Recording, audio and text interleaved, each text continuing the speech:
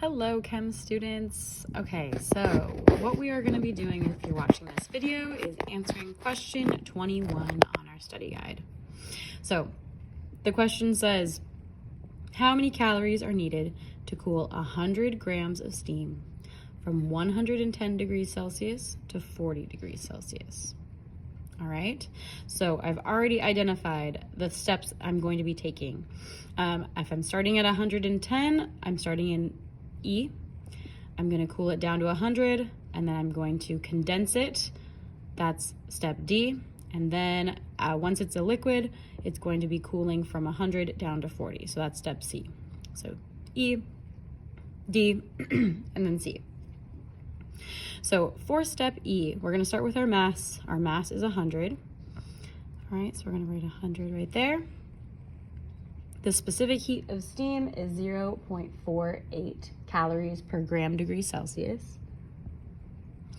And then our delta T or change in temperature, we're going from 110 down to 100.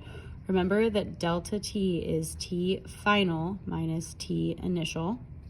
Okay, so the final temperature is 100.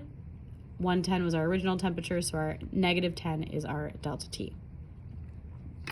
All right, when I multiply all those together, 100 times 0.48 times -10, we get Q equals -480 calories. Okay? Then we're gonna go to part D, step D. Q equals M delta H. This is our phase change equation. When we are cooling, when we're releasing energy, our delta H will be negative. Okay, so our mass is still the same, 100 grams. Our delta H is -540. All right, delta H vap is 540 when we're heating and -540 when we're cooling. All right, so when I multiply those together,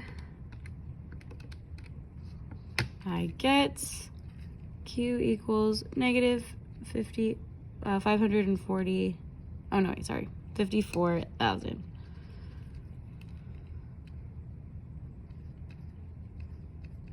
Calories.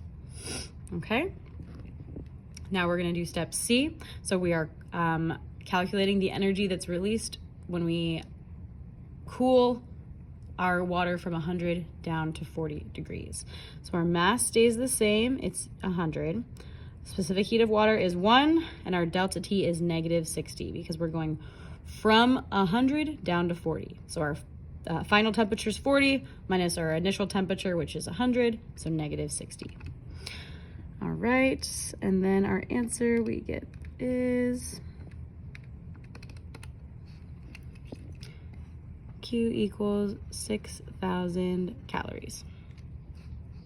Okay, so we take these three numbers and you're going to add them up, and that's the answer that you should get. Let me double check my work. Yep, there it is. 60,480. I didn't include my negatives, but when we're adding up, each of these are -480, -54,000, and -6,000 equals -60,480 calories, or that many calories released. All right, I hope this was helpful for question 21.